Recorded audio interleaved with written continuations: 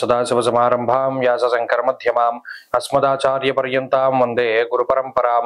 జ్యోతిషాస్త్రాన్ని భావితరాల వారికి ప్రసాదించిన ఋషుల యొక్క పాదపద్మాలకి నమస్కారం చేసుకుంటూ, అలాగే నాకు ఈ జ్యోతిష విద్యను నేర్పిన గురువర్యులు జ్యోతిష బ్రహ్మ కీర్తిశేషులు శ్రీ ఈరంకి సూర్యనారాయణమూర్తి గారు, సూర్యశ్రీ దైవజ్ఞ గారి యొక్క పాదపద్మాలకి నమస్కారం చేసుకుంటూ, ఓం శ్రీ మహాగణాధిపతి నమః, శ్రీ గురుభ్యో నమః, హరి ఓం.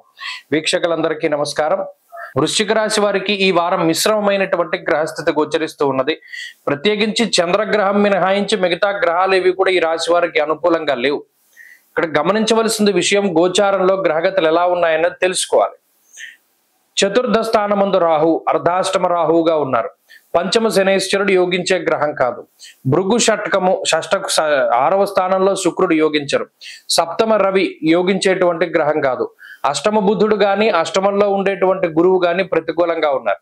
నవమ స్థానంలో ఉన్న కుజుడు ప్రతికూలం. అంటే ఒక చంద్రుడు మినహాయించి మిగతా గ్రహాలన్నీ కూడా గోచారంలో ప్రతికూలంగా ఉన్నప్పుడు చాలా జాగ్రత్తగా వ్యవహరించాలి వృశ్చిక రాశి వారు. ఎందుకు? ప్రతిదీ కూడా ఆపోజిట్ గానే జరుగుతుంది. మీరు ఏదైతే ఆశిస్తారో ఆశించిన దానికి కంప్లీట్ గా ఆపోజిట్ గా జరుగుతుంది. అటువంటిప్పుడు ఏం చేయాలి? ఆశించడం మానేయాలి.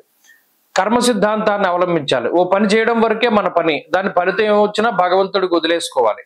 ప్రతి దాని మీద కొంత ఎక్స్పెక్టేషన్స్ అనేటువంటిది పెట్టుకోకూడదు. ఇది ప్రధానంగా వీరు గుర్తుపెట్టుకోవాలి. తర్వాత కష్టే ఫలి, అదృష్టం అన్నది ఎక్కడా లేదు. మీకు ప్రత్యేకించి ఇప్పుడు ఉన్నటువంటి గోచార పరిస్థితుల్లో ఎక్కడా అదృష్టం అనేటువంటి జాడ లేదు. ఎంతసేపు కష్టపడ్డాం, కష్టానికి తగినటువంటి ప్రతిఫలం ఎవడో వస్తాడు, మనకి సహాయం చేస్తాడు, లేదా మనకు ఉండేటువంటి పరిస్థితులు ఏదైనా అదృష్టం కొద్దీ మెరాకిల్స్ ఏమైనా జరిగి బయటపడతాం అనేటువంటి సావకాశం లేదు. ఏదైనా అనుభవించవలసిందే, ఏదైనా కష్టపడి మీ తెలివితేటలతో దాటవలసిందే. అంతకుమించి ఇంకెక్కడా కూడా ఎవరి సహాయం కూడా రాదు. ప్రత్యేకించి ఎవరినైనా సహాయం అడిగినా వారు చులకనగా చూడడం, వారు సూటిపోటి మాటలతోటి మిమ్మల్ని బాధిస్తూ ఉండడం, లేదా ఏదైనా డబ్బు ఇస్తే చేస్తామండం. గతంలో మేము ఇలాగే మీ దగ్గరకు వచ్చినప్పుడు నువ్వు నన్ను డబ్బు అడిగావు, నువ్వు కూడా అంతే, నువ్వు నాకు డబ్బు ఇస్తేనే చేస్తానని వారు మాట్లాడుతూ ఉండడం. ఇలా కొన్ని మానసికమైనటువంటి ఇబ్బందులకి గ్రహస్థితి కారణం అవుతుంది. ఆర్థిక పరిస్థితులు కొంత ఇబ్బందిగా ఉంటూ ఉంటాయి. సమయానుకూలానికి డబ్బు వచ్చినప్పటికీ కూడాను ఏదైనా ఒక ఫంక్షన్ లేకపోతే ఇంకోటి ఏదో చేయాల్సి వచ్చినప్పుడు కొంత భయం వెంటాడుతూ ఉంటుంది. చివరికి ఎలాగోలా డబ్బు సర్దుమణుగుతుంది. అయితే ఈ గ్రహస్థితి ఇది మానసికమైనటువంటి భయానికి కారణమవుతుంది. ఆరోగ్య విషయాలపై శ్రద్ధ అవసరం.